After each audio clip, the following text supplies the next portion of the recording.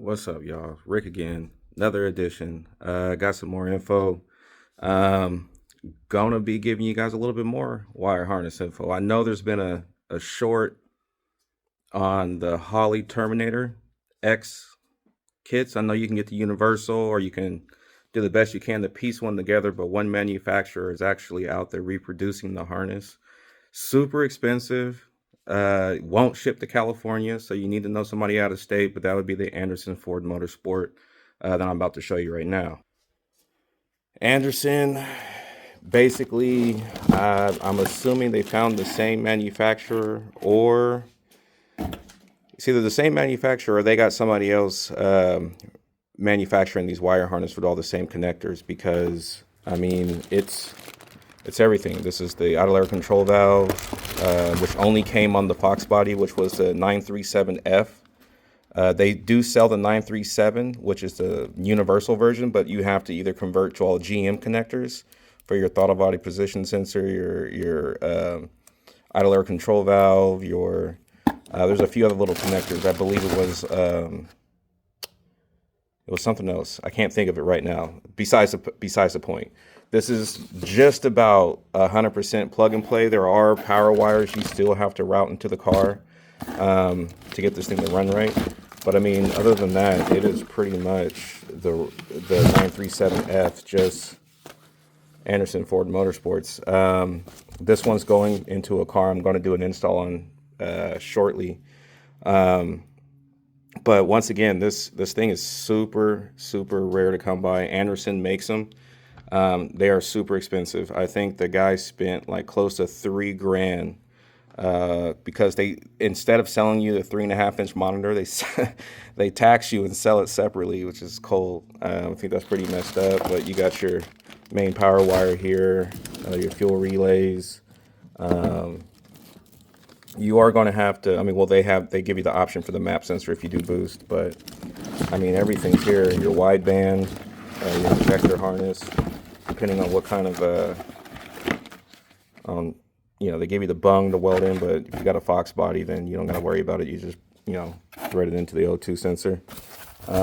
They also give you the Terminator X ECU. One component that I didn't realize that they didn't give with the kit, which was the under seat bracket. So if you don't have the under, then basically you need to order one. I'm going to show you the vehicle. I showed it in the last video, but I didn't really go into too much detail. But I am going to kind of go over the vehicle, what we're going to be doing with it as far as the build. So give me 1 second. And essentially this car has been sitting since, I think the owner said since like 2012, 2013. It was fresh out the paint shop and sat. He just put these rims on it because the other ones were bad. But this is a fresh paint job, never been on the street. But, you know, after 12, 13 years of sitting outside, I mean, you do get a little wear, but still, this thing still has a bunch of gloss to it. I mean, you can see the reflection still. They did a really good job on the engine bay.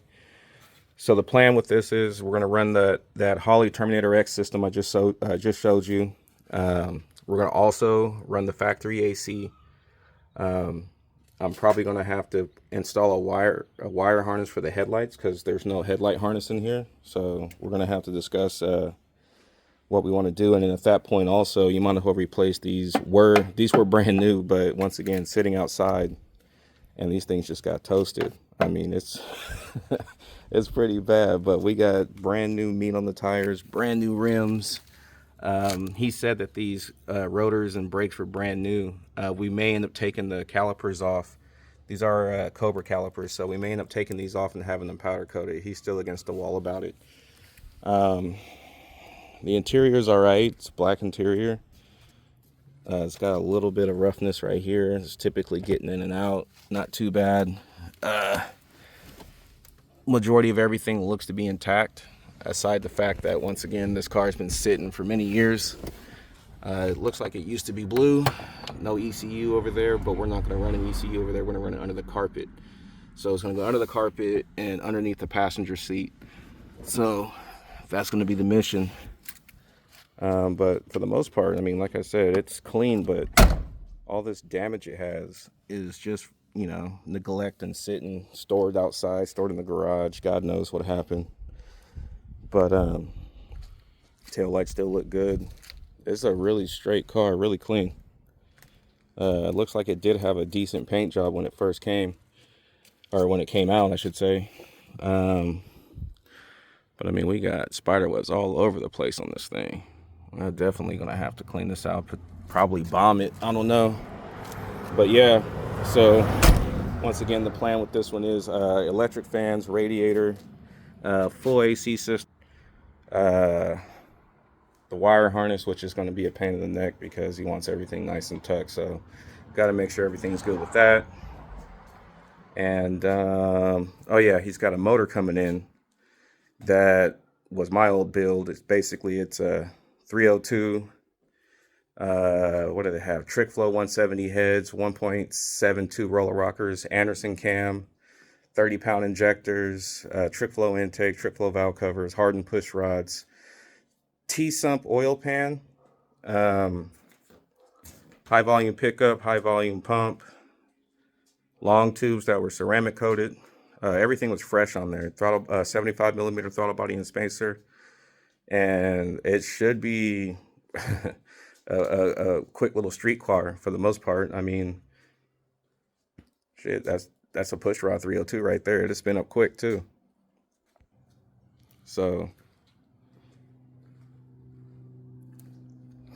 yeah, he wants to make it a street car with AC. So Northern California still does get a little spicy in the summer, especially if you're in the valley area. Not so much in the direct bay, but in the north of Vallejo, east of Vallejo, it's gonna be hot. So you definitely if it's going to be a street car, potentially daily driver, keep the AC. If it's a weekend warrior, you can delete it. But we got the whole AC kit from LMR. The most difficult part is the fact that you have to wire this in, because not a lot of folks know, but when you have an AC system, the AC system itself, whenever you turn it on, you probably will notice with a car with AC, it idles up a little higher. So with that being said, you have to idle up the engine when you turn on AC, because the clutch puts a drag on the accessory drive, and if you don't have enough RPM, it's not going to operate correctly. So either, from my research, either I have to make my own wire harness, or I think there may be a company that makes one, but there's no guarantee on that yet. I still got to call them and check, but here's what I want to say. There is a plug that has auxiliaries on it.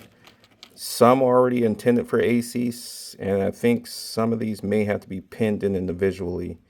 I'm still against the wall on how I want to do it, but that's pretty much what we're going to be looking at. But I mean, if you guys want to get this Holly, this is the Anderson, but once again, they won't ship it to California. You gotta send it out of state and then have it shipped to you. And then, like I said, you have to buy the monitor separately, the little 3.5 handheld. You do need that, regardless if you tune it on a PC. You're still going to need that little gizmo right there. So it's almost mandatory you buy it.